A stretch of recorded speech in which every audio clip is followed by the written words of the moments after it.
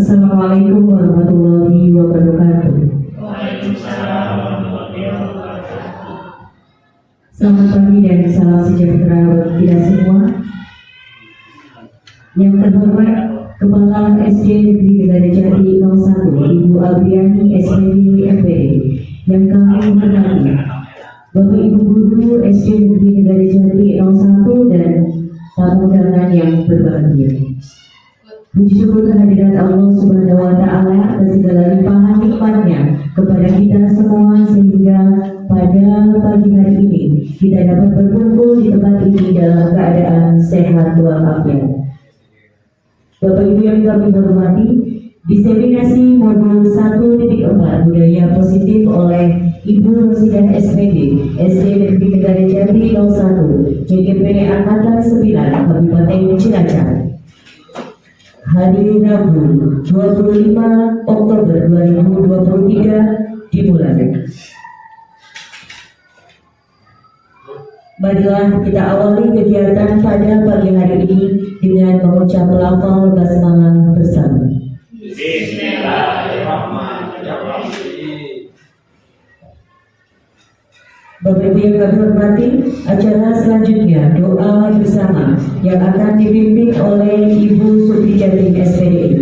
Kami persilahkan.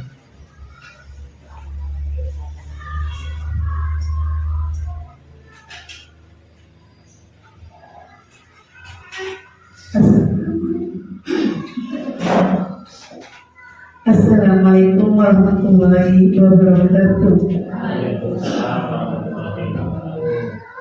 Bismillahirrahmanirrahim.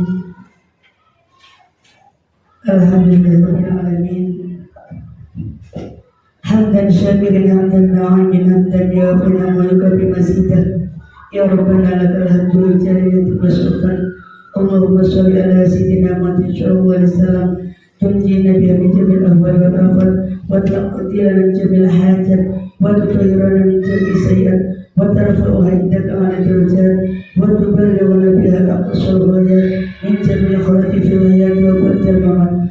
Allahumma ya Allah ya Rahman ya Rahim, Engkau yang Maha Pengasih dan Maha Penyayang.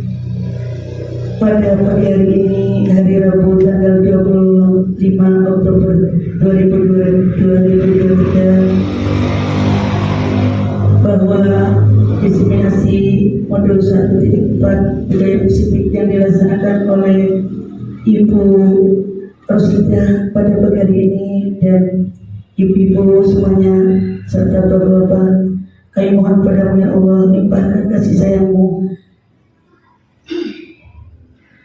Ya Allah yang Maha Ghafur, ampunilah segala kehilafan, kesalahan, segala dosa kami di pagi hari ini. Mohon petunjuk-Mu ya Allah, mohon hidayah-Mu ya Allah, sinkronisasikan segalanya ya Allah, mudahkanlah segala urusan ya Allah.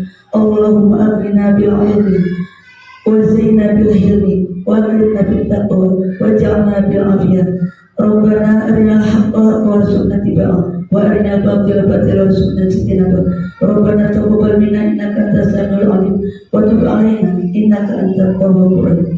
Rabbana atina fid dunya hasanah wa fil akhirati hasanah wa qina adzabannar. Walhamdulillahi rabbil alamin. Wassalamualaikum warahmatullahi wabarakatuh.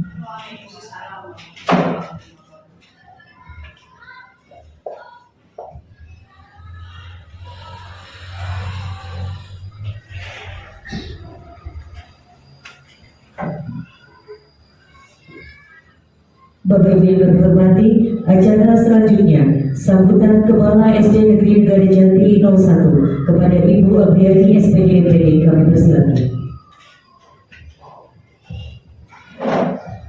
Assalamualaikum warahmatullahi wabarakatuh. Waalaikumsalam. Yang saya hormati segenap Dewan Guru SD Negeri Medan Jati 1 serta tamu undangan. Pertama-tama, mari kita panjatkan puji syukur kehadirat Allah Subhanahu wa Ta'ala karena pada pagi hari ini kita dapat berkumpul bersama dalam keadaan sehat walafiat, tidak kekurangan suatu apapun. Yang kedua, sholawat serta salam senantiasa kita curahkan kepada Nabi Muhammad Shallallahu Alaihi Wasallam, sehingga besok kita berharap yaumul qiyamah mendapatkan syafaatnya. Amin Allahumma. Bapak Ibu yang saya hormati, terima kasih telah menghadiri acara diseminasi modul 1.4 budaya positif yang dilaksanakan oleh Ibu Rosidah SPD selaku CGP Angkatan 9. Saya bangga sekali ketika ada guru SD Negeri Negara Jati 1 yang sudah dapat masuk menjadi CGP, karena sebelumnya juga sudah ada yang menjadi CGP Angkatan 8, yaitu Ibu Yovita Widiati SPD dan juga telah pernah melakukan diseminasi budaya positif. Nah, saya harapkan bagi teman-teman guru yang lainnya tetap semangat untuk mengikuti pendaftaran calon guru penggerak, dengan nantinya kita dapat berusaha bekerja sama, berkolaborasi bersama-sama mensukseskan program pemerintah yang nantinya ingin mempercepat transformasi pendidikan yang ada di Indonesia. Seperti kita ketahui Bapak Ibu semuanya bahwa program pendidikan guru penggerak itu memang ada beberapa kegiatan yang dilakukan secara daring dengan belajar bersama fasilitator dan instruktur. Kemudian ada juga belajar secara mandiri tentu saja melalui LMS. Kemudian ada pendampingan individu yang dipandu oleh pengajar praktek.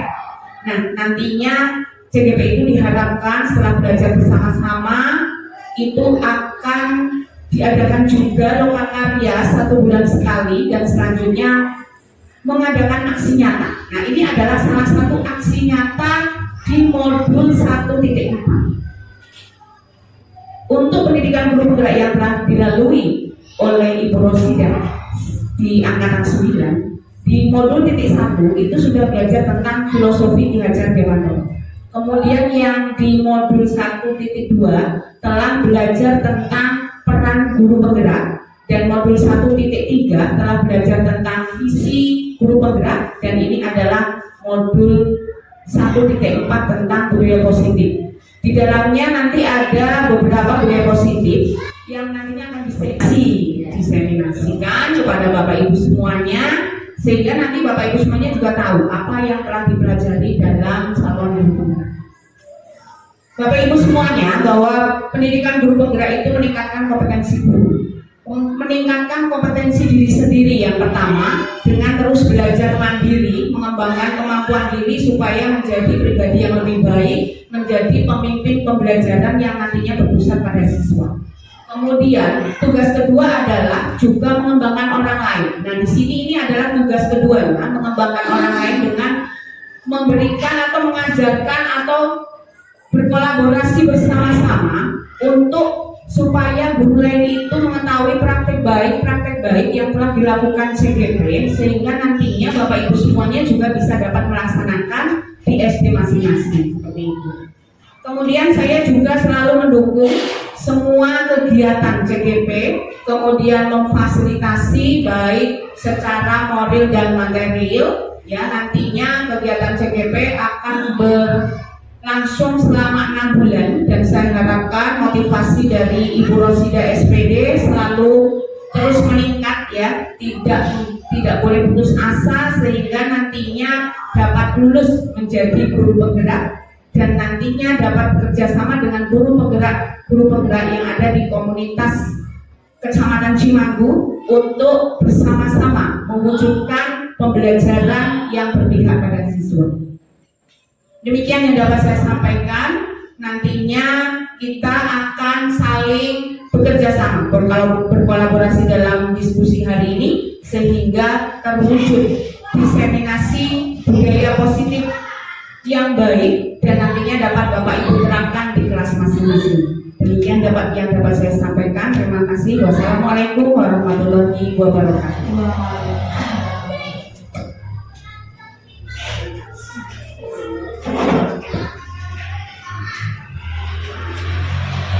Bapak yang berbagi, tibalah kita pada acara inti kegiatan pada hari ini, yaitu diseminasi modul 1.4 budaya positif oleh Ibu Rosidah SPD. Kami persilakan.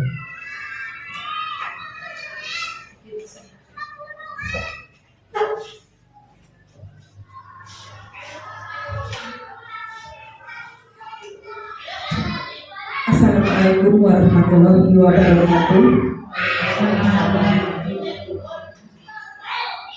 Yang terhormat Ibu Apriani SPD MPD selaku Kepala Sekolah SD Negeri Negara Jati 01, yang saya hormati Bapak Ibu Guru SD Negeri Negara Jati 01 serta teman-teman tamu undangan, terima kasih sudah hadir yang saya hormati pula.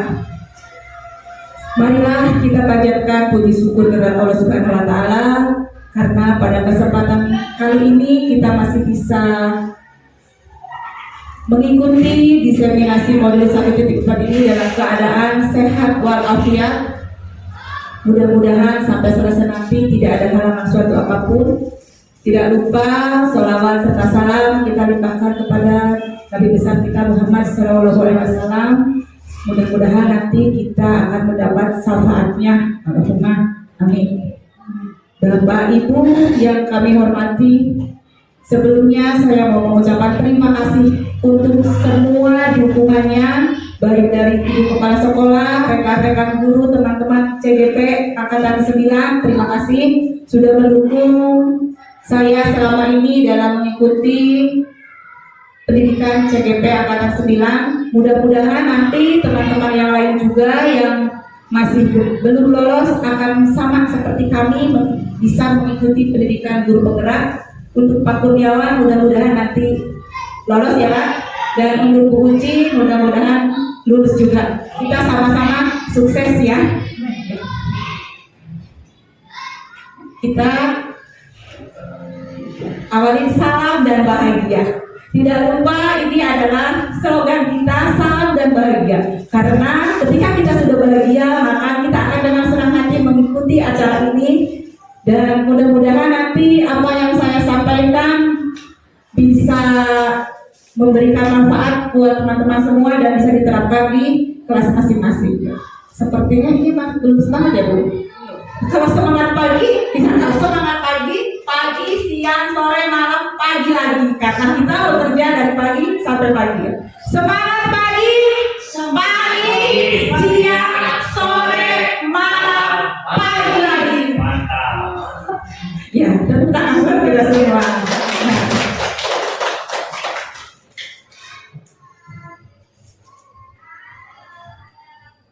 Sebelumnya saya ada pertanyaan pematik, ini cukup dijawab setuju atau tidak setuju ya.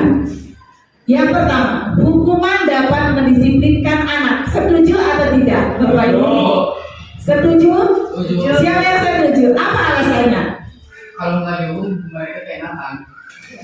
Kalau tidak dihukum mereka keenakan. Ya. Ada yang tidak setuju? Apa alasannya Bu? Tidak setuju. Mendisiplinkan anak itu tidak harus dengan hukuman. Oh iya, mendisiplinkan anak tidak harus dengan hukuman. Yang selanjutnya adalah pemberian hukuman dengan hal positif seperti membaca atau membersihkan halaman sekolah dapat meningkatkan disiplin anak. Setuju atau tidak setuju? Setuju. Apa alasannya Pak Kurniawan? Ya, ada yang tidak setuju? Ya setuju, karena tidak setuju lagi. Bu ini tidak setuju lagi. Sekarang ngomong apa? Alasannya apa? Mengapa ini tidak setuju bahwa hukuman dengan hal positif seperti membaca atau membersihkan halaman sekolah tidak dapat meningkatkan? Apapun itu bentuk hukuman itu ya sebetulnya tidak baik untuk kita berikan ya, walaupun itu berupa hal yang positif, karena ketika kita memberikan hukuman ya, walaupun dalam hal positif, mungkin anak itu disiplin hanya pada saat dia diberikan hukuman saja. Jadi ketika untuk selanjutnya dia akan mengulangi lagi perbuatan yang tidak baik itu. Terima kasih. Tepuk tangan. Pertanyaan yang terakhir, yaitu memberi penghargaan dapat meningkatkan motivasi belajar siswa. Setuju apa tidak? Kalau saya tidak setuju, ya. Jadi untuk meningkatkan motivasi belajar anak jangan diberi penghargaan. Mereka itu harus, motivasi belajar anak itu harus dari faktor intrinsik dari dalam diri sendiri, dengan cara nanti selalu diberi motivasi oleh gurunya, tapi tanpa diberi penghargaan. Nantinya ketika anak dimunculkan motivasinya dengan diberi penghargaan, dia akan mempunyai pemikiran, oh ya aku belajar supaya nanti dapat hadiah, oh ya aku belajar nanti supaya mendapatkan sesuatu dari orang lain. Itu tidak boleh menurut saya. Terima kasih kepada Ibu Abri. Betul sekali ya, jawabannya setuju atau tidak setuju itu kembali ke diri kita masing-masing. Sebelum melanjutkan tentang budaya positif, di sini saya akan membahas sedikit tentang tujuan pendidikan. Menurut Ki Hajar Dewantoro, tujuan pendidikan adalah menuntun segala kodrat yang ada pada anak-anak agar mereka dapat mencapai keselamatan dan kebahagiaan yang setinggi-tingginya, baik sebagai manusia maupun sebagai anggota masyarakat. Oleh sebab itu, pendidik itu hanya dapat menuntun tumbuh atau hidupnya kekuatan kodrat yang ada pada anak-anak agar dapat memperbaiki lakunya dan tumbuh kekuatan kodrat anak tersebut. Di sini sebagai guru kita hanya menjadi panutan atau menuntun, membimbing, memotivasi anak-anak kita supaya mereka bisa berkembang sesuai bakat dan minatnya, sesuai kodratnya, yaitu kodrat alam maupun kodrat zaman.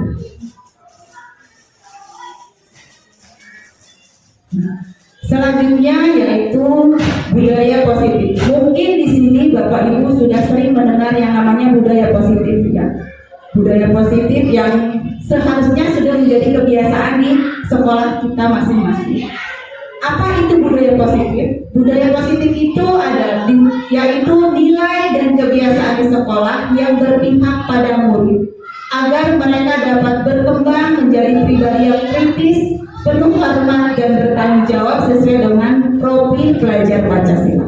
Sudah kita ketahui ya, 6 dimensi profil pelajar Pancasila. Mungkin untuk yang kurikulum merdeka sudah sangat familiar apa itu kurikulum profil pelajar Pancasila. Kira-kira ada yang tahu tidak? Iya, Pak Puji sepertinya tahu. Apa saja profil pelajar Pancasila? Dinyanyikan saja Bu. Silakan Bu, dinyanyikan. Itu bareng-bareng Bu. Saya masih putih lah. Bareng-bareng saja dinyanyikan. Jangan semangat Bu. Pak Puji ya. Ya, silakan Pak Puji maju. Enggak.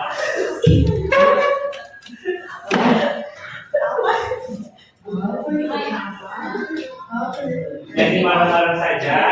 Ya, kita nyanyi bersama-sama. Halo, kita bareng-bareng nyanyikan. Maksudnya ini ya. Mari sambil berdiri ya Bapak Ibu. 1, 2, 3. Belajar Pancasila, beriman dan bertakwa pada Tuhan yang Esa. Beragama mulia, berkenikmatan global, gotong royong mandiri, kreatif dan bernama kritis.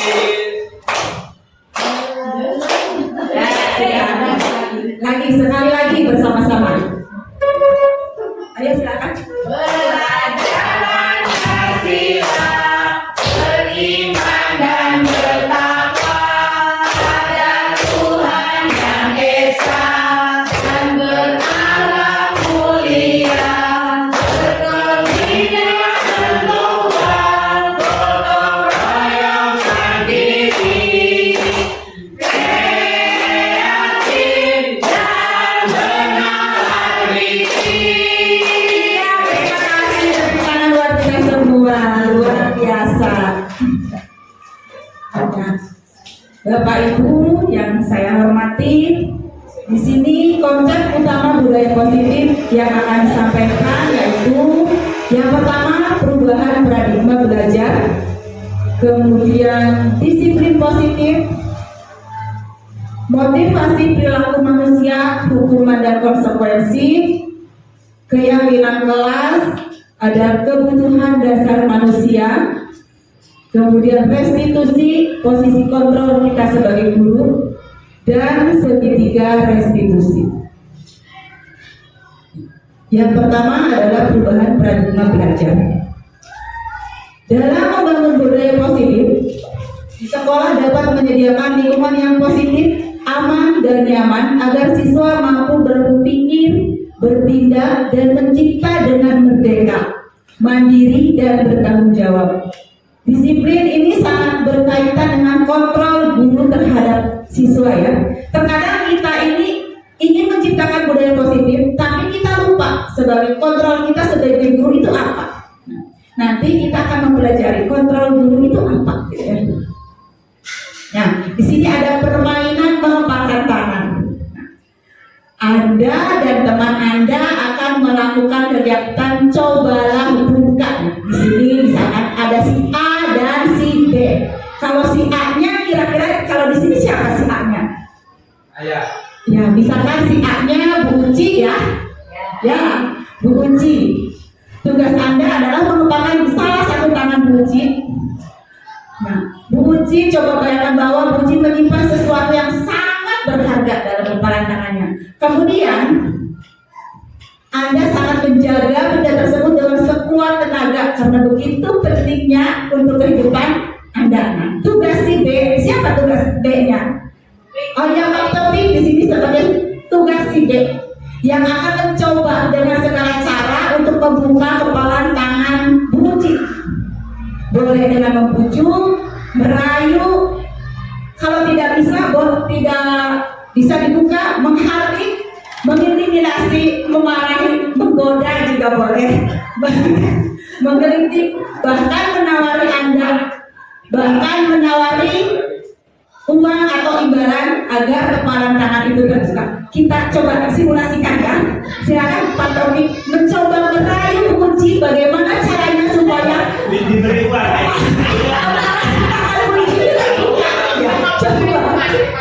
Coba bagaimana? Silakan Bu Uci maju dulu di depan. Tidak tergoda. Coba nanti Bu Uci tergoda apa tidak tergoda? Ya. Kenyang. Apa tuh yang merayu supaya merayu bisa menahan kepala tangannya. Jangan dipegang. Gak usah dipegang. Enggak. Boleh tahu nggak? Buka dong. Ini kan ada dibuka, kasih uang. Gak mau. Kasih salam. Gak mau. Boleh mengaji, boleh mengancam, boleh Terus maunya apa maunya? gak mau apa-apa, gak mau buka. Mau buka. Boleh begitu Pak. Bener nggak? Iya. Kalau kamu buka, bukain buat.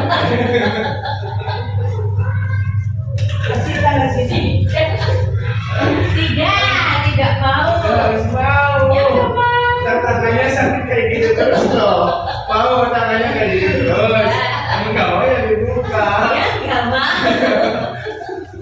Kalau udah lagi merangkak.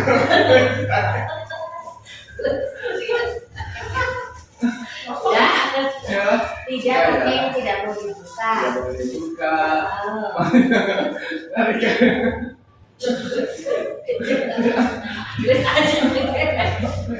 Terima kasih tepuk tangan buat yang merayu dan dirayu. Ya, di sini ternyata Bu Uci tidak mau membuka tangannya. Bu Uci tetap berpegang teguh bahwa apa yang ada di tangannya itu. Ya. Bu Uci tidak mau membuka kepala tangannya karena apa yang ada di tangan Bu Uci itu sangat berharga. Bu Uci tidak terpengaruh walaupun sudah dirayu, mau dikasih uang, mau dikasih hadiah, ternyata Bu Uci tetap teguh pada keteguhannya. Nah, di sini dari permainan ini kita belajar bahwa kita harus mempunyai keyakinan yang teguh, yang tidak boleh dikontrol oleh orang lain, yang tidak boleh terpengaruh oleh orang lain, baik itu bujukan, rayuan ya. Kita harus tetap bisa memegang teguh apa yang sudah kita yakini. Nah, berarti di sini Bu Uci sudah mempunyai kontrol diri ya. Ya, teori kontrol. Ya, Bu Uci sudah mempunyai teori kontrol ya. Seperti yang tadi sudah saya katakan bahwa kita harus tahu bahwa yang bisa mengontrol diri kita sendiri adalah kita sendiri, bukan orang lain. Ya, di sini dari permainan tadi kita menuju perubahan paradigma stimulus respon ke teori kontrol atau teori pilihan. Di mana jika di stimulus respon itu hanya menang dan kalah, sedangkan di teori kontrol menang dan menang. Nah, pada perubahan paradigma stimulus respon, teori kontrol dan teori pilihan, siapa sesungguhnya yang memiliki kontrol? Di sini, di stimulus respon, kita mencoba mengubah orang agar berpandangan sama dengan kita. Kita coba mempengaruhi. Nah, untuk teori kontrol, kita berusaha memahami pandangan orang lain tentang dunia. Berarti kita paham bahwa tidak semua orang harus sama dengan kita. Orang lain bisa punya pandangan yang lain. Kemudian perilaku buruk dilihat sebagai suatu kesalahan. Sementara di teori kontrol, semua perilaku memiliki tujuan. Jika di stimulus respon, orang lain bisa mengontrol saya, tapi di teori kontrol hanya Anda yang bisa mengontrol diri Anda. Kemudian di stimulus respon, saya bisa mengontrol orang lain. Di teori kontrol, Anda tidak bisa mengontrol orang lain, karena kembali lagi yang bisa mengontrol diri kita, yang kita sendiri. Kemudian pemaksaan ada pada saat bujukan gagal, itu di stimulus respon. Sementara di teori kontrol itu ada kolaborasi dan konsensus menciptakan pilihan-pilihan baru. Kemudian di stimulus respon, model berpikir menang atau kalah, sedangkan di teori kontrol model berpikir menang dan menang.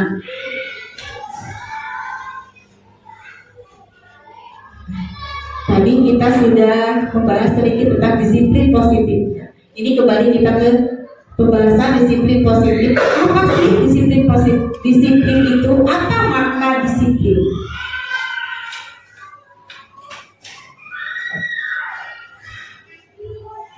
Disiplin berasal dari bahasa Latin yaitu disiplina yang artinya belajar. Makna asal dari kata ini berkonotasi dengan disiplin diri dari murid-murid itu menurut Socrates dan Plato. Disiplin diri membuat orang menggali potensinya menuju sebuah tujuan, apa yang dia hargai. Namun pada budaya kita, makna kata disiplin telah berubah menjadi sesuatu yang dilakukan seseorang pada orang lain untuk mendapatkan kepatuhan. Kecenderungan umum adalah menghubungkan kata disiplin dengan ketidaknyamanan, bukan dengan apa yang kita hargai atau pencapaian suatu tujuan mulia.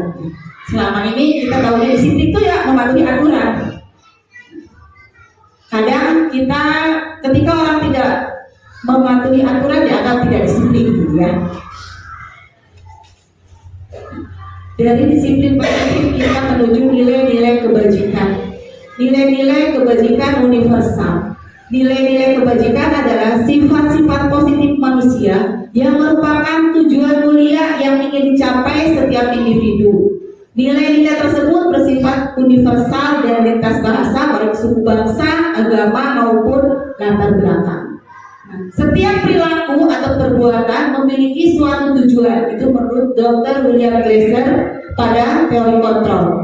Kemudian dengan mengaitkan nilai-nilai kebajikan yang diyakini seseorang, maka motivasi intrinsiknya akan terbangun, sehingga menggerakkan motivasi dari dalam untuk dapat mencapai tujuan mulia yang diinginkan. Nah, nilai-nilai kebajikan yang ingin dicapai oleh setiap anak di Indonesia yang kita kenal dengan tadi profil pelajar Pancasila. Tadi kita sudah sama-sama menyanyikannya ya. Profil belajar Pancasila yaitu beriman, bertakwa kepada Tuhan Yang Maha Esa dan berakhlak mulia, mandiri, benar dan kritis, kebinekaan global, bergotong royong dan kreatif. Nah, Bapak Ibu, jika semua tadi disebutkan semua punya tujuan, maka di sini kita akan mempelajari teori motivasi perilaku manusia. Semua perilaku memiliki tujuan. Nah, teori motivasi itu bisa datang dari diri sendiri atau internal ya, atau intrinsik, bisa dari luar atau ekstrinsik. Sip.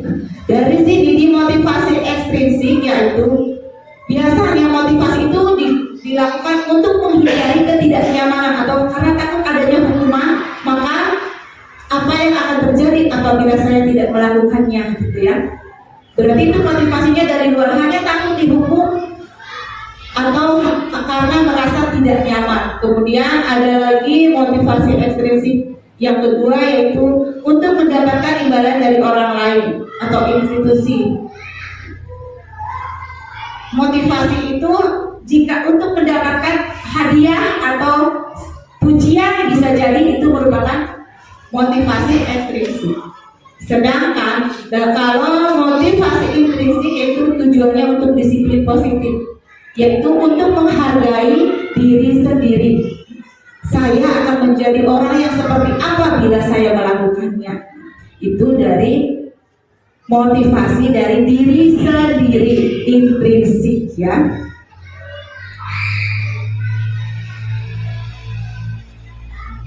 Nah, tujuan dari motivasi tersebut yaitu untuk menuju merdeka. Kita merdeka. Kita sering mendengar kata merdeka. Jika di masa penjajahan merdeka itu untuk memerdekakan negara kita. Menurut karena sekarang sudah merdeka, kira-kira merdeka itu apa? Apa yang dimaksud merdeka pada saat ini? Coba, siapa yang akan menjawab?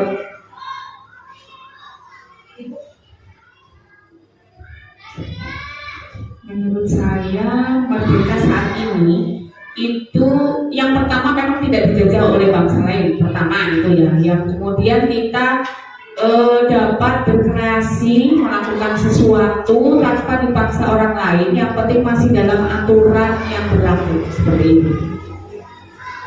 Terima kasih. Ada lagi mungkin yang mau menambahkan apa itu merdeka untuk zaman milenial sekarang ini? Kira-kira ada yang mau menambahkan? Ya. Saya dan nggak usah pakai itu. Mungkin menurut saya merdeka itu segala sesuatu apa yang kita inginkan tercapai. Oh ya, segala sesuatu yang kita inginkan tercapai. Merdeka ya, Pak Dasto silakan. Pakai mic ya Pak, biar ya Pak ngomong. Merdeka itu kita bebas melakukan apa saja. Yang penting tidak tercapai, terus tidak selalu tergantung kepada orang lain. Iya, luar biasa. Merdeka itu bebas kata Pak Dasto. Di sini ada juga merdeka menurut Ki Hajar Dewantara. Merdeka itu artinya tidak hanya terlepas dari perintah, akan tetapi juga cukup membuat memerintah diri sendiri. Nah, kalau sekarang diterapkan di kurikulum merdeka, berarti kita merdeka belajar. Yaitu kita harus memperlakukan peserta didik kita, anak-anak kita untuk dengan merdeka. Kita memberikan kebebasan kepada peserta didik kita untuk berkreasi, untuk belajar sesuai bakat dan minatnya. Jadi kita tidak bisa menuntut anak itu harus sama, tidak bisa menuntut anak itu harus seperti ini, harus seperti yang saya inginkan. Tidak, karena sekarang sudah merdeka, sesuai dengan kurikulum kita, sesuai dengan tujuan pendidikan kita yang diinginkan oleh Mas Menteri kita bahwa merdeka belajar. Jadi anak dituntut harus kreatif supaya mereka bisa mengasah bakat dan minatnya. Nah, tadi ada pertanyaan tentang dihukum dan penghargaan ya. Di depan kita sudah ada pertanyaan beberapa hukuman, salah satunya dengan penghargaan. Dihukum oleh penghargaan. Apa sih pengaruhnya jika dihukum oleh penghargaan? Tadi sudah dijawab, ada yang tidak setuju ya.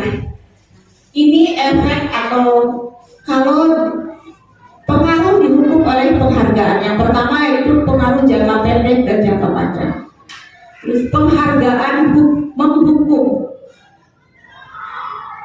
Penghargaan mengurangi ketepatan. Penghargaan tidak efektif. Penghargaan merusak hubungan. Nah, tadi sudah dijelaskan bahwa ketika kita menghukum anak dengan penghargaan, apabila kita tidak memberikan penghargaan lagi kepada anak-anak tersebut atau kita tidak memberikan imbalan apa-apa lagi kepada anak tersebut, maka anak tersebut tidak akan mau berusaha karena tidak mendapatkan penghargaan. Maka sudah dijelaskan tadi bahwa kita harus mempunyai motivasi yang berasal dari diri sendiri atau dari intrinsik kita. Apa yang ingin kita capai sesuai dengan keinginan kita. Dihukum oleh penghargaan, bagus. Sebenarnya penghargaannya bagus ya. Konotasinya mungkin kalau kita penghargaan itu bisa berupa pujian, ibaratnya ya. Tapi di sini ternyata penghargaan itu dapat menurunkan kualitas. Anak-anak itu ketika selalu apa-apa dihargai, bukan maksudnya diberi imbalan, maka anak itu akan selalu menuntut. Ketika saya melakukan ini, nanti pasti guru memberi ini. Ketika guru tidak memberikannya, maka anaknya akan kembali malas. Kemudian penghargaan mematikan kreativitas. Guru tidak memberikan imbalan ini, saya tidak mau. Berarti kan kreativitasnya jadi terhenti, tidak berkembang. Kemudian penghargaan mengurangi motivasi intrinsik.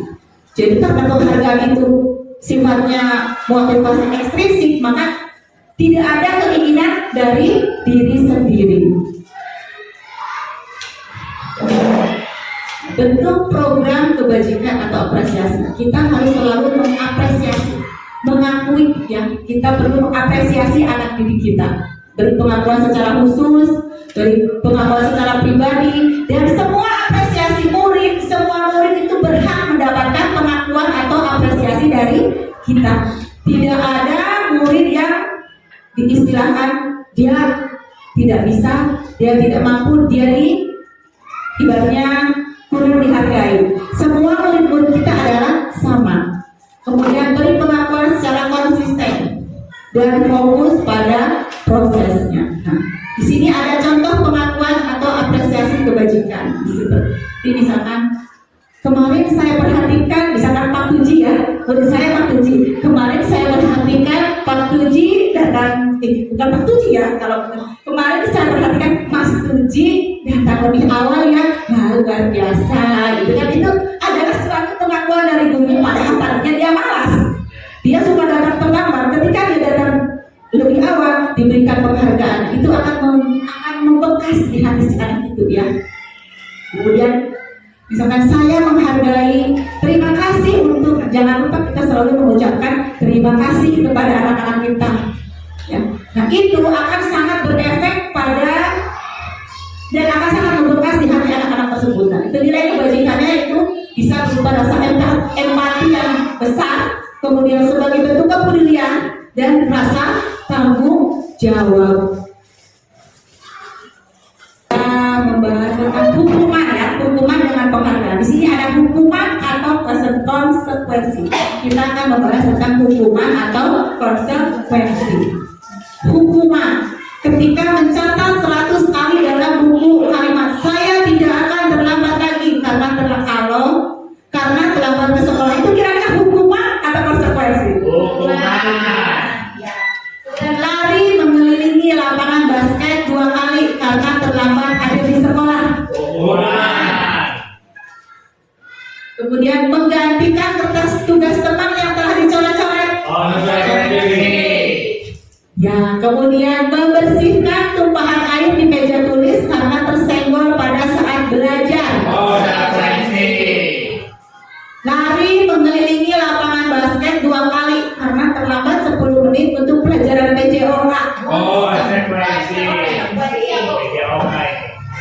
Murid diminta bertelanjang kaki sepanjang hari karena tidak menggunakan sepatu warna hitam sesuai peraturan sekolah.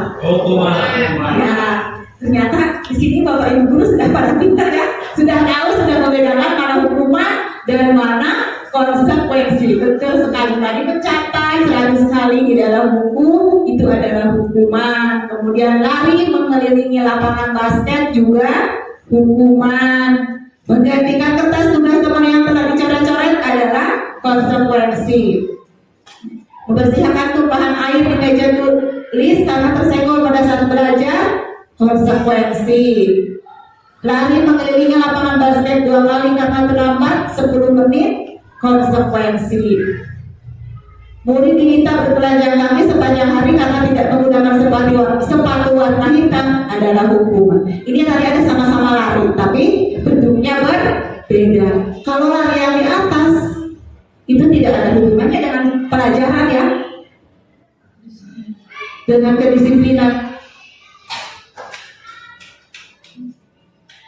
Untuk yang lari mengelilingi lapangan basket 2 kali karena terlambat hadir di sekolah, itu hampir sama dengan lari mengelilingi lapangan basket 2 kali karena terlambat 10 menit.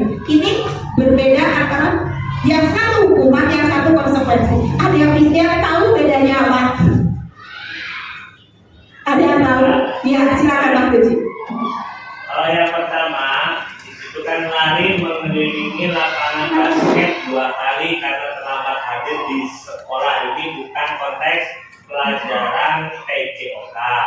Tetapi ketika yang bawah itu pelajaran PJOK, lari mengelilingi lapangan basket 2 kali karena terlambat 10 menit.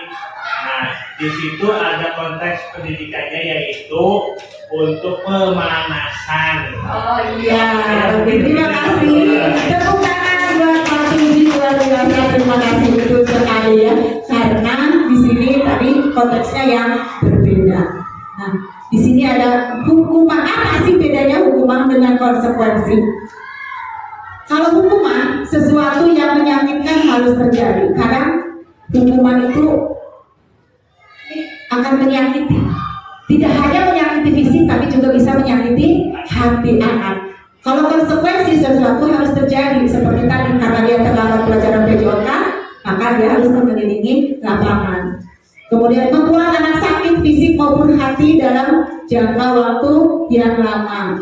Kalau konsekuensi membuat anak merasa tidak nyaman dalam jangka waktu pendek, ya walaupun sama-sama tidak nyaman tapi waktunya mungkin waktunya berbeda. Kalau hukuman itu akan sangat membekas. Dulu saya pernah dihukum tuh sama Pak Kurniawan, awas nanti. Itu kan nanti akan menimbulkan seperti itu pada anak. Kemudian anak membenci kedisiplinan. Akhirnya karena adanya hukuman, anak tidak lagi mematuhi peraturan, benci dengan kedisiplinan. Kalau konsekuensi, anak akan lebih menghargai disiplin. Kalau hukuman itu sebuah paksaan, sedangkan konsekuensi itu stimulus tanggapan. Hukuman akan mendorong anak menyakiti diri sendiri, sedangkan konsekuensi mendorong anak agar mudah menyesuaikan diri. Untuk hukuman, konsep yang buruk akan anak belajar untuk menyembunyikan kesalahan. Kalau konsekuensi, konsep diri yang baik, anak belajar untuk mematuhi peraturan. Kemudian hukuman akan menimbulkan rasa marah, rasa bersalah, dan dipermalukan karena merasa tidak dihargai. Sedangkan kalau konsekuensi kehilangan hak, dibuat tidak nyaman atau diasingkan hanya sementara. Nanti setelah konsekuensinya dijalani, maka dia akan kembali karena sudah menyadari kesalahannya. Tapi hukuman kadang diperlukan, setuju? Hukuman kadang diperlukan, setuju apa dia? Mungkin hukumannya jangan yang fisik ya, lebih ke mendidik. Nanti kita akan ada yang namanya segitiga restitusi. Nanti kita jelaskan di belakang. Nah, sepertinya Bapak Ibu sudah mulai ngantuk ya. Nah, kita coba sekarang bergoyang-goyang sedikit. Ayo bergoyang-goyang sedikit. Silakan. Ya, silakan berdiri bersama-sama. Kita akan panjang dari pendek.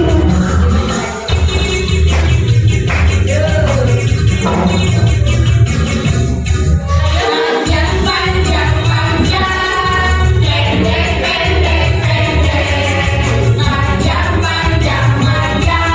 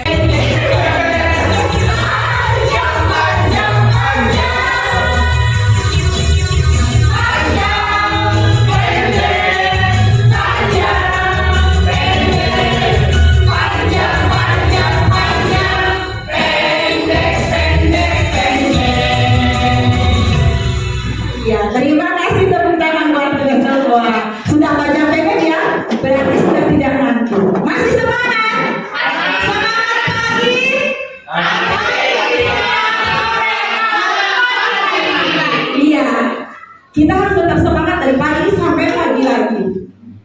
Sampai pagi. Nah, kita lanjutkan pembahasan kita sekarang ke restitusi, posisi kontrol guru. Ya. Apa itu restitusi? Restitusi adalah proses menciptakan kondisi bagi murid untuk memperbaiki kesalahan mereka, sehingga mereka bisa kembali pada kelompok mereka dengan karakter yang lebih kuat.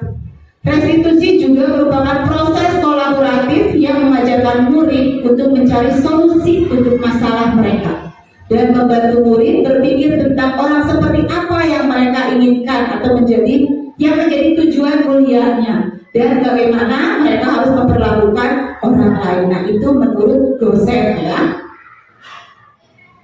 Di sini ada 5 posisi kontrol guru. Yang pertama adalah penghukum, kemudian pembuat rasa bersalah, ada sebagai teman, pemantau, dan sebagai manajer. Kira-kira ada di mana posisi kita ini? Apakah sebagai penghukum? Apakah membuat rasa bersalah? Atau kita sebagai teman, pemantau, atau manajer? Kira-kira apa posisinya? Semuanya ya. Kita kadang-kadang jadi penghukum, kita juga kadang membuat anak merasa bersalah ya. Kemudian kita juga bersahabat, berteman dengan anak-anak dan memantau anak-anak. Seringnya. Ya harusnya kita jadi manajer. Guru itu harus menjadi ini dari penghukum, pembuat merasa bersalah, teman, pemantau itu akan menjadi motivasi ekstrinsik bagi peserta. Kalau manajer akan menjadi motivasi intrinsik. Nah, di sini 5 posisi kontrol yang akan membuat di sini ada identitas gagal dan berhasil ya.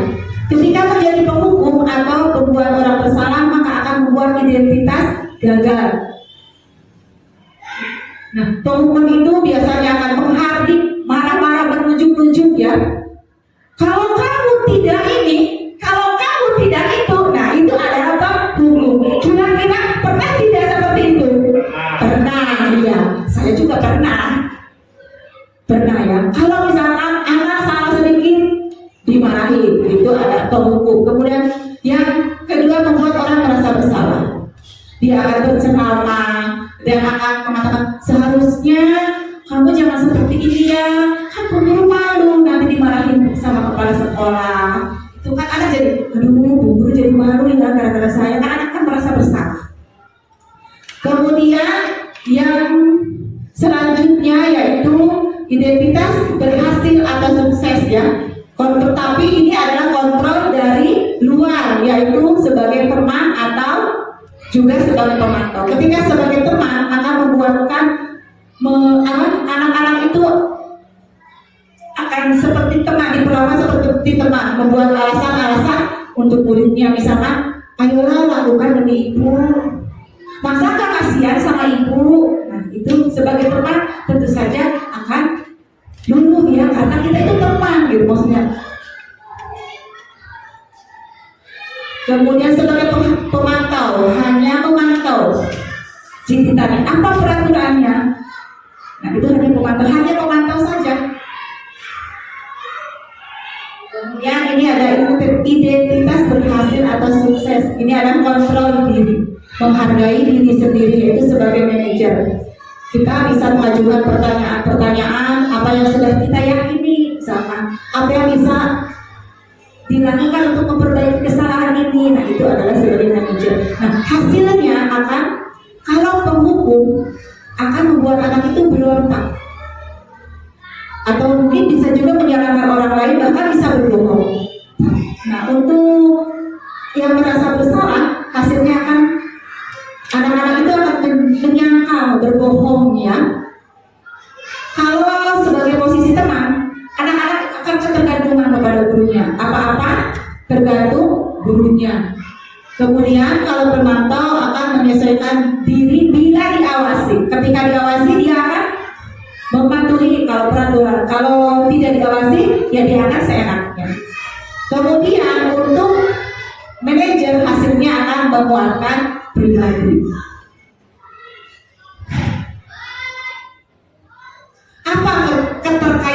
dengan dunia berkualitas. Murid meletakkan, kalau penghukum, murid itu meletakkan guru di luar dunia berkualitas. Merasa anak-anak itu jadi kurang menghargai gurunya, karena bisa jadi mereka mempunyai rasa sakit hati. Kemudian untuk membuat orang merasa bersalah, murid meletakkan guru di dalam dunia berkualitas. Untuk posisi teman, murid meletakkan guru sebagai orang yang sangat penting di dunia berkualitas. Untuk pemantau, murid meletakkan guru, peraturan dan hukum di dunia berkualitas. Nah, untuk manajer, murid meletakkan dirinya sebagai individu yang positif dalam dunia berkualitas, bukan guru lagi, tapi pada pribadi anak tersebut. Nah,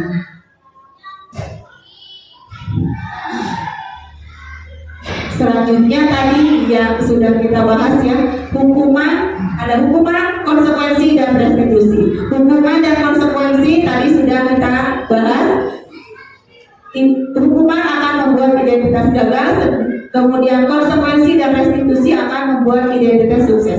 Di sini tadi hukuman dan konsekuensi sudah dibahas, maka saya akan membahas yang restitusi.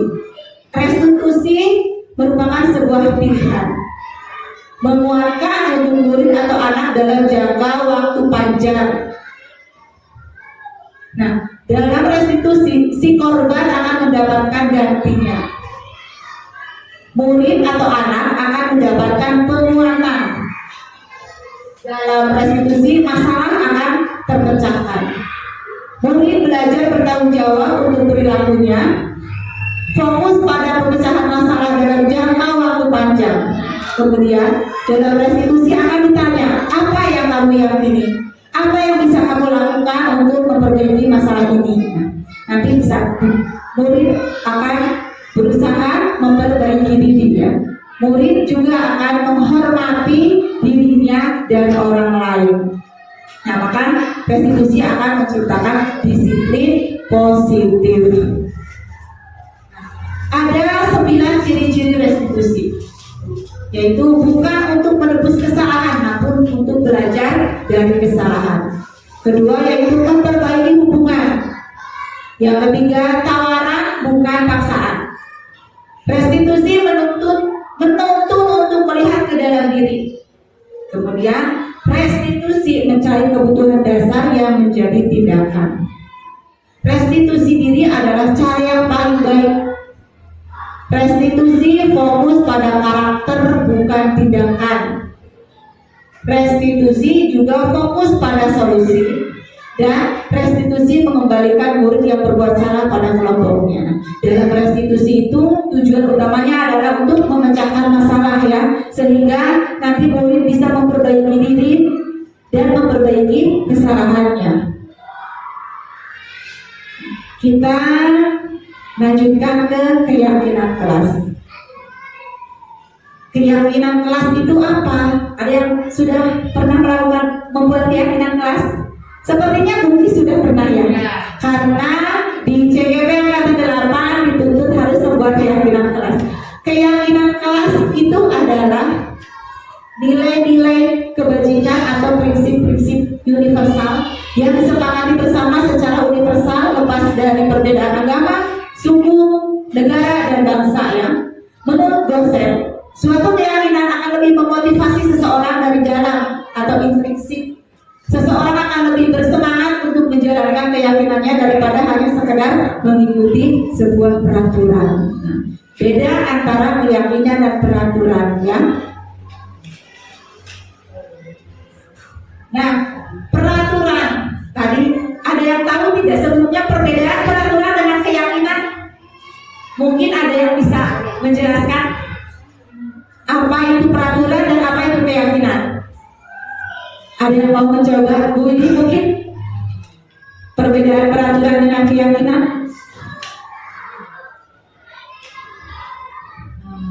Menurut saya, kalau peraturan itu dibuat oleh orang lain untuk dipatuhi bersama, tapi kalau keyakinan itu berasal dari pribadi individu itu tersebut dan dilaksanakan pun atas dasar keyakinan bahwa hal tersebut adalah baik. Ya, terima kasih. Kita bukan buat ini. Ya, terima kasih ya. Nah, di sini peraturan itu kadang kita menempatkan peraturan itu dengan sebagai konotasinya negatif ya, atau kurang halus. Jadi nanti ketika ada orang yang melanggar peraturan akan takut, karena takut dihukum. Itu adalah peraturan. Nah, di sini seperti mengapa tadi sudah dijelaskan mengapa tidak peraturan saja, mengapa harus keyakinan. Tadi ini sudah menjelaskan bahwa karena peraturan itu dibuat oleh orang lain, sedangkan peraturan itu, keyakinan itu disepakati bersama-sama. Keyakinan kelas akan lebih menjalankan nilai-nilai ya, atau keyakinan itu akan lebih menggerakkan seseorang untuk mengikuti apa yang sudah diyakininya.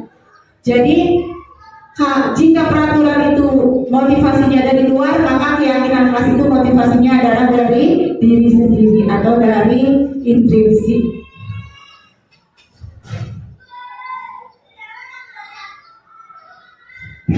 Ketika kita sudah membuat keyakinan, kita akan meyakini bahwa apa yang sudah kita sepakati itu baik, maka kita akan melaksanakannya dengan penuh tanggung jawab. Awal dari sebuah keyakinan kelas itu yaitu berasal dari peraturan kelas.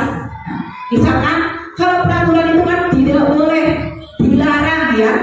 Misalkan di kelas itu apa peraturan di kelas misalkan? Di kelasnya Pak Kurniawan peraturannya apa? Dilarang membuang sampah. Oh ya, dilarang membuang sampah sembarangan. Itu dilarang ya.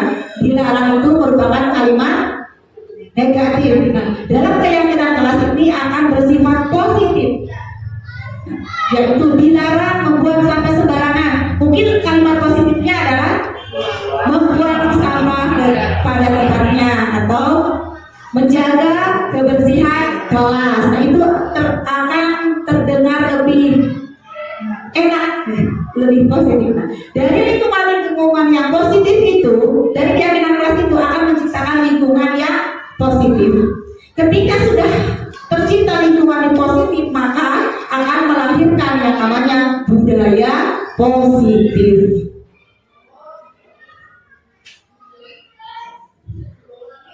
Nah, ini adalah perbedaan antara peraturan dengan keyakinan kelas. Atau kalau keyakinan kelas itu ada nilai kebajikan yang dituju, ya. Seperti peraturannya selalu mengembalikan buku ke tempatnya. Apa nilai kebajikan yang diambil dari selalu mengembalikan buku ke tempatnya? Maka anak dituntut harus tanggung jawab. Dilarang mengganggu orang lain. Keyakinan kelas itu yaitu menghormati orang lain dan diri sendiri. Kemudian hadir di sekolah 15 menit sebelum pembelajaran dimulai. Nah, itu juga berupa komitmen ya. Dilarang melakukan kekerasan, berarti nilai kebajikannya itu berupa keselamatan dan menghormati orang lain. Dilarang menggunakan obat-obatan dan dilarang yang lainnya ya, sampai ke dilarang berlarian di kelas atau koridor, itu demi keselamatan dan keamanan. Dalam pembentukan keyakinan kelas ini ada prosedurnya ya, aturannya, yaitu keyakinan kelas itu bersifat lebih abstrak daripada peraturan yang lebih rinci dan konkret. Keyakinan kelas itu berupa pernyataan universal. Kemudian keyakinan kelas itu dibuat dalam bentuk positif. Keyakinan kelas itu tidak harus banyak-banyak, sedikit tapi mudah dipahami atau diingat oleh anak-anak. Keyakinan kelas sebaiknya sesuatu yang dapat diterapkan di lingkungan tersebut. Semua warga kelas ikut berkontribusi dalam pembuatan keyakinan kelas lewat kegiatan jual pendapat. Nah, kita bisa diterapkan di kelas kita bahwa kita bisa mengajak peserta didik kita untuk mencurahkan pendapatnya, untuk menanyakan apa yang ingin diinginkan untuk peraturan di kelasnya. Nanti kita bisa mengumpulkan pendapat anak-anak, kemudian bisa kita kesepakati bersama. Nah, bersedia meninjau kembali kegiatan kelas dari waktu ke waktu. Di sini saya sudah membuat video dokumentasi sosialisasi kegiatan kelas. Ini adalah kita lanjutkan ke kebutuhan dasar manusia. Pada dasarnya manusia itu memiliki sebuah 5 kebutuhan dasarnya. Manusia termasuk peserta didik kita juga membutuhkan ini. 5 kebutuhan dasar manusia, yaitu atau kebutuhan setiap orang itu berbeda. Memahami pandangan orang lain tentang dunia. Setiap orang itu memiliki gambaran yang berbeda-beda. Di sini 5 kebutuhan dasar manusia, yaitu yang pertama adalah bertahan hidup ya, atau survival. Kemudian ada kesenangan. Semuanya di sini butuh kesenangan ya. Ada yang tidak butuh kesenangan. Semuanya butuh ya yang namanya kesenangan. Kemudian termasuk anak-anak kita juga butuh yang namanya kesenangan. Kemudian kebebasan. Semuanya kita memiliki kebebasan. Seperti tadi kita merdeka ya. Kemudian penguasaan, cinta kasih dan kasih sayang. 5 kebutuhan dasar ini harus kita penuhi, harus kita berikan kepada peserta didik kita tanpa membedakan antara peserta didik yang satu dengan yang lainnya, yaitu segitiga restitusi. Masih semangat?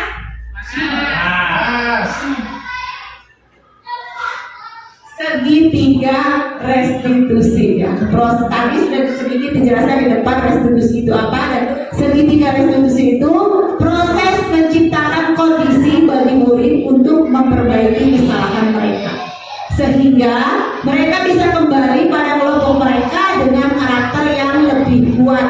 Melalui restitusi, guru dapat membantu murid menjadi lebih memiliki tujuan, disiplin positif, serta memulihkan dirinya setelah berbuat salah. Kemudian membantu murid untuk jujur pada diri sendiri dan mengevaluasi dampak dari kesalahan yang dilakukan.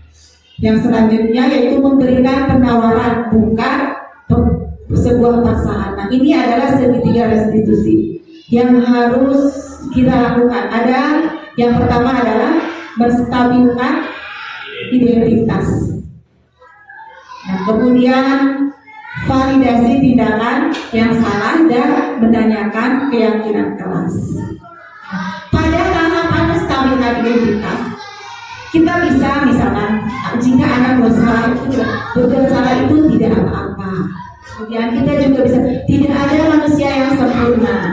Saya juga pernah melakukan kesalahan. Itu bisa menstabilkan identitas.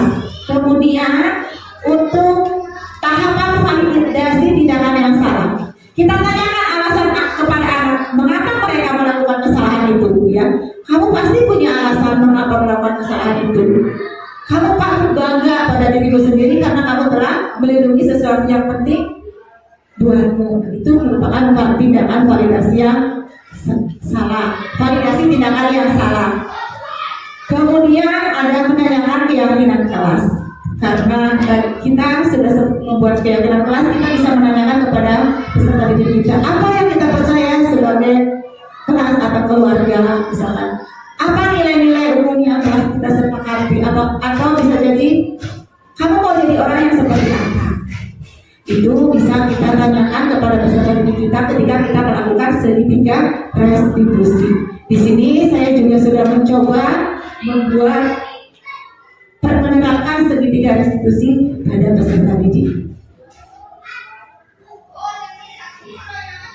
Assalamualaikum Aisyah. Waalaikumsalam Bu Guru. Aisyah tahu tidak kenapa dipanggil kesini sama Bu Guru? Tidak Bu Guru. Iya. Aisyah, tadi Aisyah ke sekolah berangkat jam berapa? Jam 7:10 Bu Guru. Ya, Aisyah tahu tidak sekolah kita masuk jam berapa? Tahu Bu Guru, jam 7. Ya, berarti Aisyah datang terlambat atau tepat waktu? Terlambat.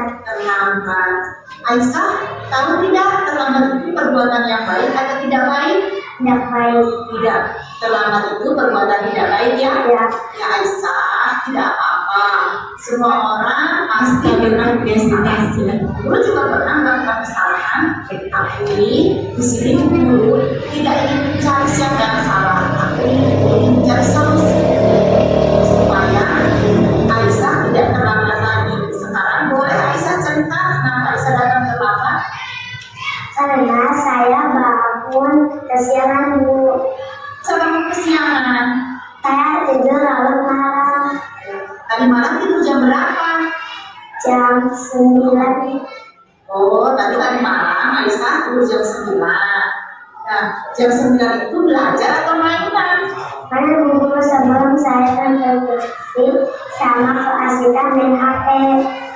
Oh iya, jadi gara-gara Aisyah keasikan nonton TV dan main HP, akhirnya tidurnya larut malam ya. Baik, Aisyah tahu tidak keyakinan kelas yang mana yang sudah Aisyah langgar?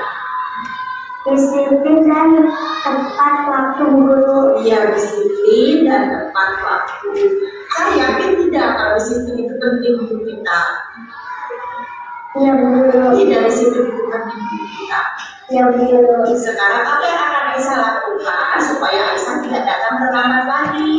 Terus lebih awal, kemudian tidak main HP saat mau tidur.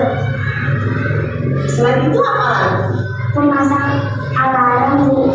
Iya, bagus. Aisyah akan tidur lebih awal, kemudian tidak main HP saat mau tidur dan memasang alarmnya.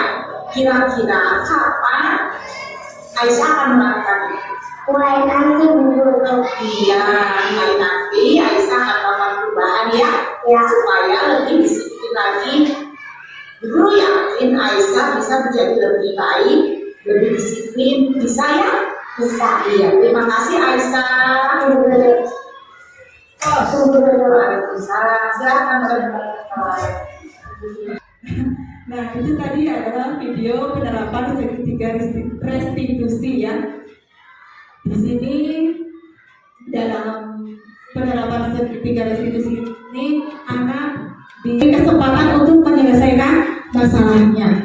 Jadi supaya si anak tahu bagaimana cara dia memecahkan masalahnya. Nah, mungkin hanya ini yang bisa saya sampaikan Bapak Ibu. Terima kasih. Barangkali ada tanggapan, ada yang mau bertanya, boleh. Kalau saya tidak bisa menjawab, nanti boleh dibantu oleh teman-teman yang lain. Ya silakan Pak Topik.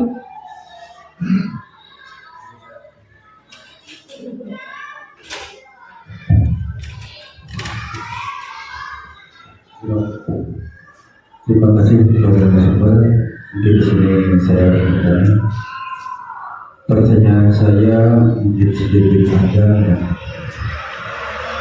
Cara bagaimana yang benar untuk mendidik anak supaya cerdas dan akhlak yang baik.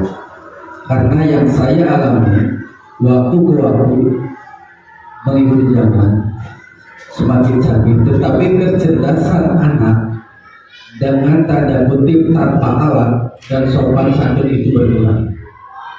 Sedangkan di sini kita berbicara tentang hubungan atau tidak hukum dan toleransi. Mungkin itu pertanyaan dari saya. Terima kasih. Ya, terima kasih kepada Bapak Topik Pandra yang sudah bertanya.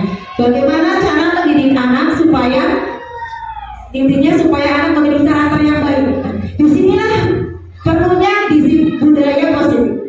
Seperti yang misalkan sudah sering kita lakukan ya, disinilah pentingnya budaya positif, yaitu kita sebagai guru menuntun anak-anak kita menjadi contoh dulu buat anak-anak kita.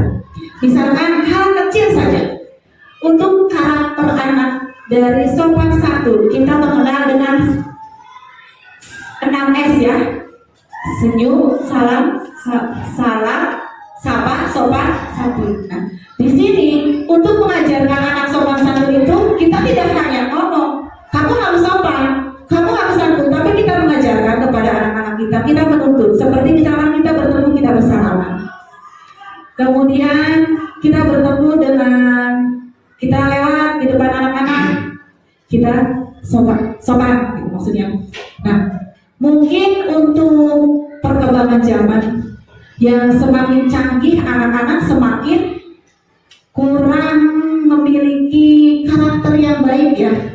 Di sekolah kita sudah berusaha seperti setiap pagi kita menciptakan Budaya positifnya itu supaya anak-anak bisa meningkatkan keimanan anak-anak kita mengadakan pembacaan Asmaul Husna, kemudian melaksanakan sholat duha. Itu merupakan langkah kecil yang bisa kita lakukan untuk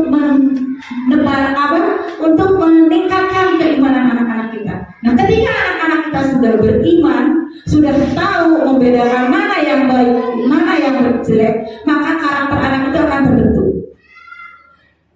Bukan hanya sekedar kamu harus seperti ini, kamu harus seperti itu, tapi kita juga harus menjadi contoh panutan seperti semboyan Hajar Dewantara. Apa semboyannya? Ingarso su tulodo imadyo manguntarso tuturi handayani. Nah, mungkin belum sepenuhnya bisa kita terapkan, tapi kita bisa berusaha dari hal-hal kecil seperti itu. Selain itu, kita juga tadi tentang dihukum. Sedangkan kita tidak boleh menghukum anak, gitu ya. Menghukum anak itu seperti tadi misalkan bukan menghukum, tapi lebih ke memberikan kesadaran diri kepada anak. Bagaimana caranya supaya anak itu tahu bahwa mereka itu salah?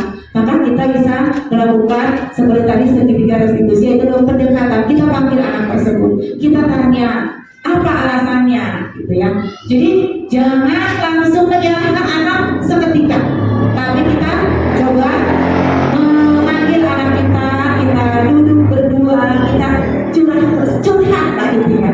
Yang lebih kerennya kita curhat sama anak, kamu kenapa, gitu ya. Maksudnya kita berusaha merangkul anak kita. Mungkin seperti itu. Barangkali dari yang lain ada yang mau menambahkan? Sudah cukup? Oh ya, terima kasih. Ada lagi? Sudah cukup? Nah, sekarang kita ke refleksi ya. Refleksi. Siapa yang mau beri refleksi? Silakan. Pak Dasto barangkali mau berefleksi. Mau berpuji.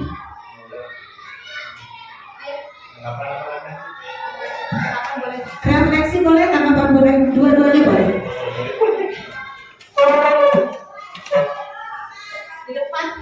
Di atas waktunya, di sini saya hanya ingin sedikit menyampaikan apresiasi yang luar biasa kepada Ibu Rosida. Materinya sangat bagus sekali tentang budaya positif yang saya rasakan nih tadi, yang titik berat pada 5 posisi kontrol guru.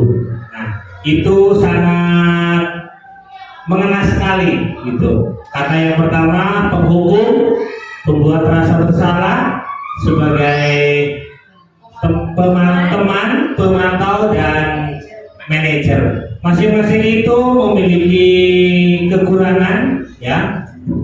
Bahkan teman, anggapan kita teman sebagai teman bagus karena kita semakin dekat dengan anak, tetapi ternyata ada sisi negatifnya juga. Paling baik yaitu tadi disampaikan posisi sebagai manajer. Nah, introspeksi bagi kita semua sebagai seorang guru, kebanyakan kita ini, terus terang saja, jujur, kita ini saya rasakan kebanyakan pada posisi penghukum. Itu kebanyakan. Jujur atau tidak, tanyakan pada diri kita sendiri, kita pada posisi yang mana. Mari kita sama-sama untuk dapat sedikit demi sedikit. Kalau untuk sekaligus mungkin agak susah ya. Contoh saja seperti yang tadi disampaikan oleh Bu Rosida, ketika anak ada terlambat ya. Nah, sebetulnya batin kita, itu anak, dan betul kan? Sabar. Sini kenapa kamu terlambat? Nah, kan seperti itu. Nah, itulah apa yang disampaikan oleh Bu Rosida. Mudah-mudahan kita dapat menerapkannya sedikit demi sedikit, kita berubah menjadi guru yang lebih baik. Demikian, Assalamualaikum warahmatullahi wabarakatuh. Waalaikumsalam warahmatullahi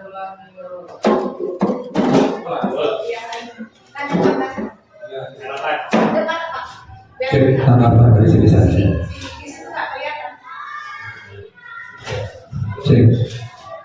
Terima kasih atas waktunya yang terhormat ketua sekolah, yang terhormati yang memaparkan diseminasinya. Hanya kata saja, saya merasa senang sekali melihat dan menghadiri diseminasi ini yang sudah ditampilkan sedemikian rupa, menarik ya. Dan yang menarik lagi ketika melihat di situ kebutuhan manusia ya, kita ada 5 kebutuhan manusia, dan mudah-mudahan kebutuhan yang 5 itu kita bisa menyempurnakan, kita bisa memberikan kepada bersama kita. Itu ya Bu Widi, terima kasih. Lanjut Bu Widi.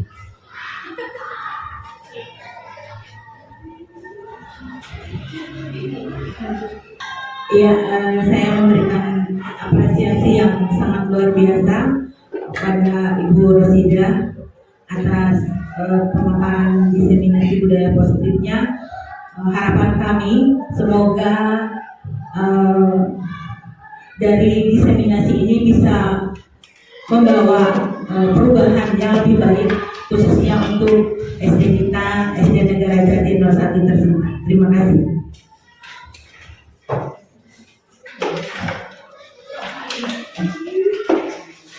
Terima kasih kepada Pak Fujiono, Pak Dasto, dan Ibu Yovita Widianti yang sudah memberikan tanggapan dan refleksinya. Alhamdulillah sudah sampai di penghujung acara. Diseminasi budaya positif sudah bisa paparkan. Mungkin masih banyak kekurangan. Mudah-mudahan yang sedikit ini bisa bermanfaat dan bisa kita terapkan di sekolah kita masing-masing. Sekali lagi saya mengucapkan banyak terima kasih atas dukungannya kepada semua yang sudah hadir dalam acara ini. Kurang lebihnya saya mohon maaf. Wassalamualaikum warahmatullahi wabarakatuh. Waalaikumsalam warahmatullahi wabarakatuh. Baik, sekali lagi kita berikan aplaus yang luar biasa untuk Ibu Rosida SPD atas ilmu dan pengetahuan yang diberikan kepada kita semua. Mari kita berikan aplaus kembali. Ya, kami mengucapkan terima kasih kepada Ibu Rosida yang sudah memaparkan materi dengan baik mengenai budaya positif di sekolah kita, di mana ini adalah kebiasaan hal yang baik yang tentunya kita sebagai guru harus menjadi teladan yang baik untuk putra putri kita, dan kita yakini bahwa setiap manusia pastinya akan memiliki kontrol sendiri-sendiri, baik itu baik ataupun buruk. Dan tentunya ketika kita sudah menyadari yang baik boleh dilakukan dan yang tidak baik tidak boleh dilakukan, semoga putra putri kita yang kita harapkan menjadi anak-anak yang cerdas, berkarakter dan berakhlak mulia akan terwujud. Amin ya rabbal alamin. Baik Bapak Ibu yang kami hormati, rangkaian acara pada siang hari ini sudah selesai. Marilah kita akhiri dengan mengucap hamdalah bersama. Alhamdulillahirobbilalamin. Saya mengucapkan terima kasih kepada semua pihak yang telah membantu terlaksananya acara pada hari ini, dan saya mohon maaf atas segala kekurangan. Wabillahi taufiq wal hidayah. Wassalamualaikum warahmatullahi wabarakatuh. Waalaikumsalam warahmatullahi wabarakatuh.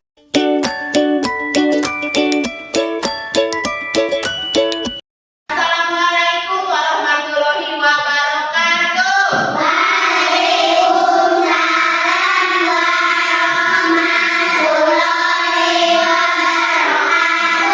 Ya, selamat pagi anak-anak. Sudah sarapan?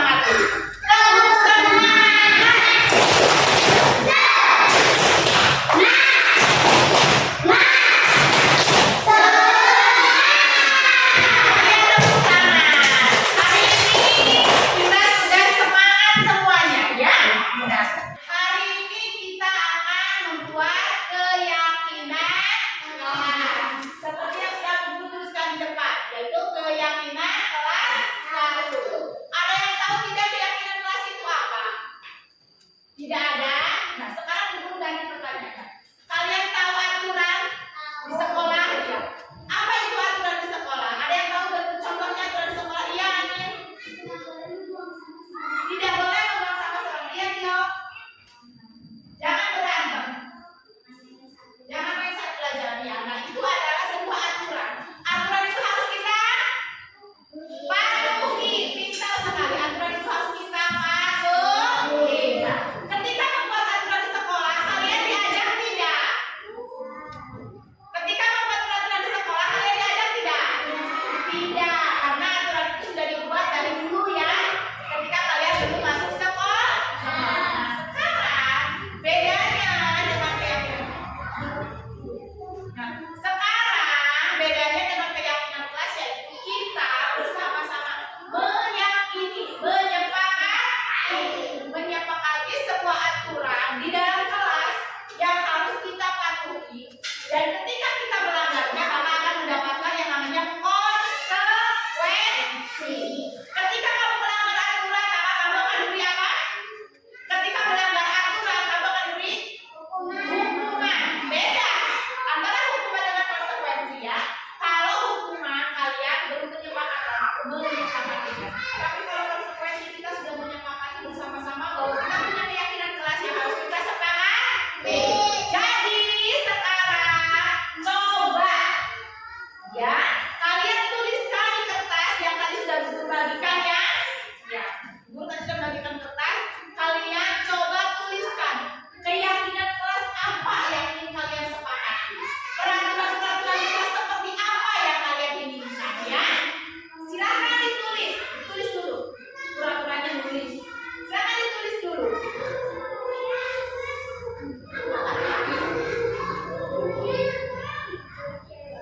Silakan kalian tulis peraturan kelas yang bagaimana yang kalian inginkan. Kalau sudah selesai bisa langsung ditempel di papan tulis. Nanti kita akan baca bersama-sama.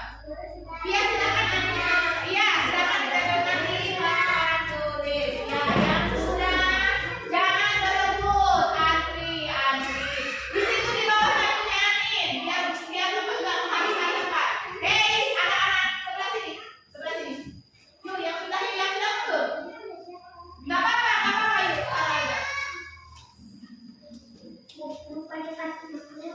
Nah, betul. Jangan lupa dikasih nama ya, biar tahu.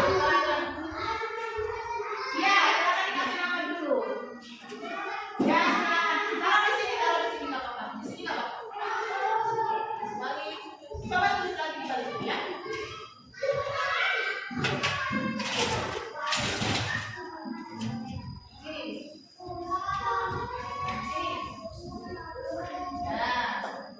Yang sudah menempelkan boleh duduk kembali. Silakan yang sudah menempelkan. Sudah semuanya ditempelkan? Siapa yang belum? Oh iya, silakan. Ali. Kita tunggu Ali menempelkan ya.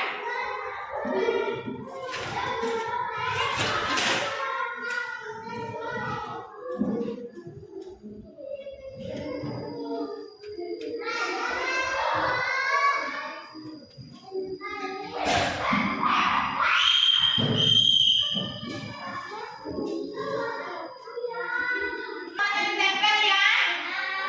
Baiklah, semuanya sudah ditempel. Kita coba akan belajar bersama-sama. Keyakinan kelas yang seperti apa yang kalian inginkan? Ya, yang pertama, Amin. Tidak boleh terlambat ke sekolah. Kemudian Sakila harus mengerjakan tiket. Dita, jangan mencontek. Iya, bagus. Putih, menghormati guru. Pinter. Ega, jangan buang sampah sembarangan. Paujan, tidak boleh mencontek. Salsa, menyayangi teman-teman. Karin, tidak boleh berkata kasar. Dani, jangan mainan saat pelajaran. Husna, tidak boleh mengambil barang milik orang lain. Pinter. Nama Malka, berdoa sebelum belajar. Ali, jangan coret-coret tembok. Patan, tidak boleh bertengkar. Tio, jangan buang sampah sembarangan. Nah, ini adalah kalian semuanya menggunakan jangan. Dengarkan. Nah, ini keyakinan kelas yang kalian inginkan ya.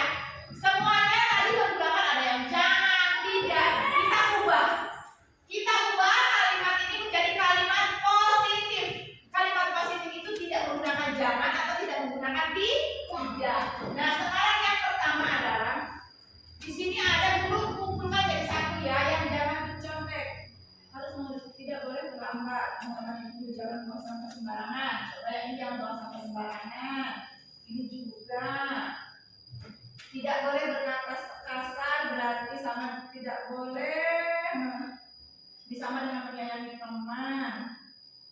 Jangan main saat pelajaran. Tidak boleh mengambil barang milik orang lain. Tidak boleh mencontek. Ini tidak boleh mencontek di sini ya. Tidak boleh mencontek. Berdoa sebelum pelajaran. Jangan coret-coret tembok, berarti sama dengan ini ya. Tidak boleh bertengkar, sama ini.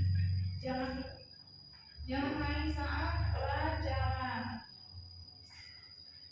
Tidak boleh mengambil barang milik orang lain. Nah, ini adalah keyakinan kelas yang sudah kalian tulis. Nah, coba satu-satu ya dari yang berdoa. Yang pertama adalah berdoa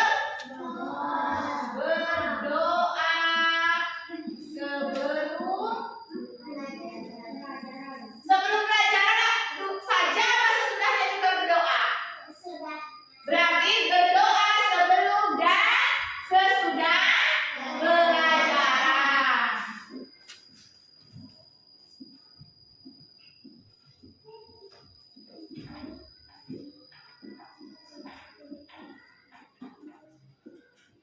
Oke, kalian sepakat? Setuju?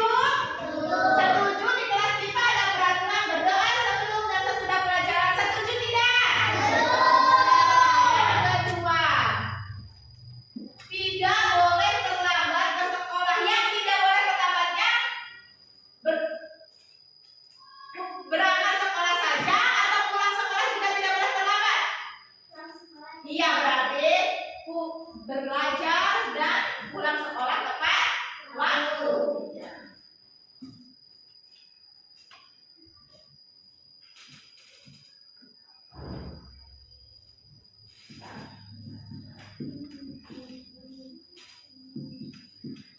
Berarti masuk pelajaran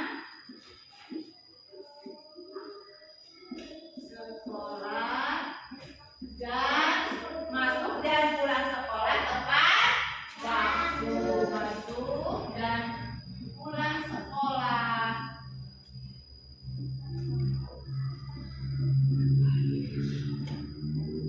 tepat waktu. Setuju tidak? Setuju.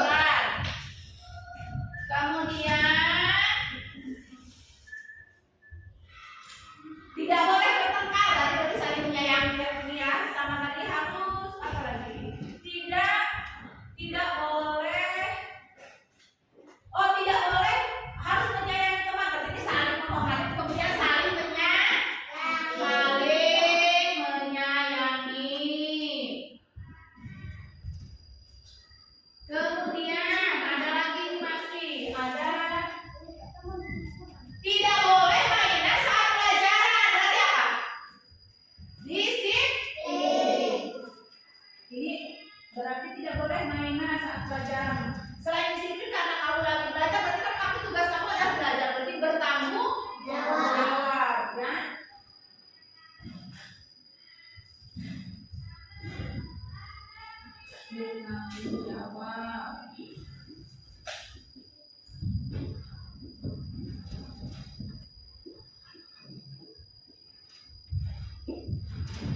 Terus ada lagi tidak boleh mencontek, berarti apa? Tidak boleh mencontek. Mandiri ya. Kalian harus jujur dalam perbuatan. Jujur dalam perbuatan. Apapun yang kalian lakukan harus jujur. Ini sudah cukup? Tujuh saja cukup tidak? Coba kita baca bersama-sama.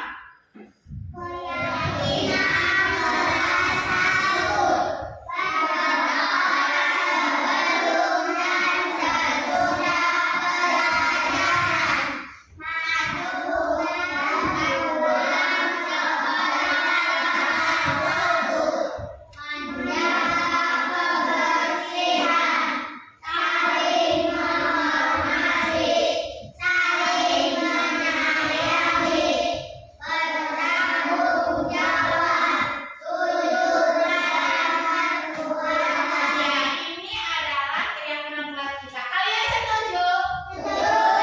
Dari keyakinan kelas kita ini nilai apa sih yang terkandung di dalamnya? Nilai kebajikan apa yang ada di dalamnya? Kita coba satu-satu ya. Di sini berdoa. Berdoa itu kepada siapa? Kepada Tuhan, kepada Allah. Berarti bersifat apa? Religius. Kemudian masuk dan pulang sekolah tepat waktu apa berarti? Disiplin. Gitu. Menjaga kebersihan nilainya apa? Yang kalau kamu menjaga kebersihan berarti kamu nilainya apa? Keindahan. Terus apa lagi? Kalau menjaga kebersihan berarti untuk menuju hidup apa?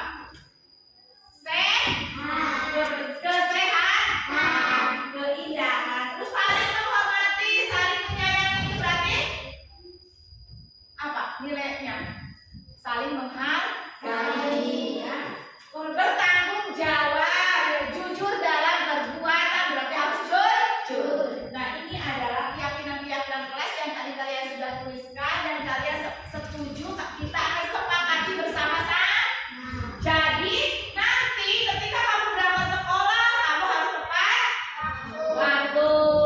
Terus kamu juga harus bisa menjaga kebersihan kelas. Harus antara teman, guru dan semuanya harus saling menghormati, saling menyayangi.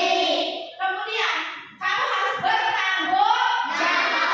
Bertanggung jawab itu ya kamu berarti ketika di sekolah berarti kamu sebagai murid tanggung jawab kamu ada belajar. Maka ketika ada pelajaran kamu tidak boleh main, tapi harus belajar. Kalau ada PR kalian kerjakan di rumah. Kemudian jujur dalam perbuatan. Nah ini yang paling penting.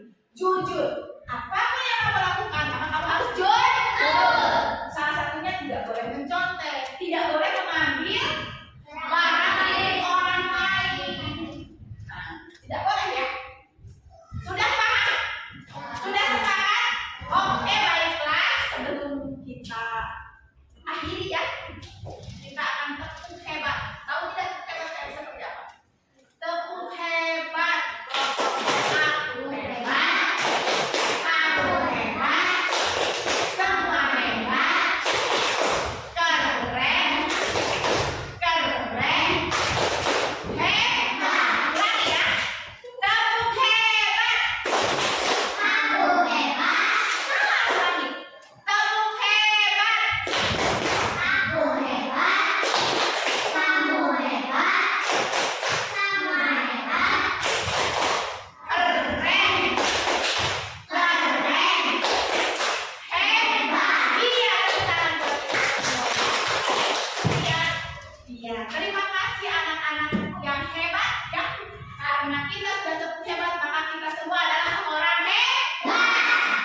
Ya, sebelum mengakhiri pelajaran kita berdoa terlebih dahulu. Siapa yang memimpin doa? Cum. Ya, silakan anak memimpin doa. Berdoa dimulai. Bismillahirrahmanirrahim.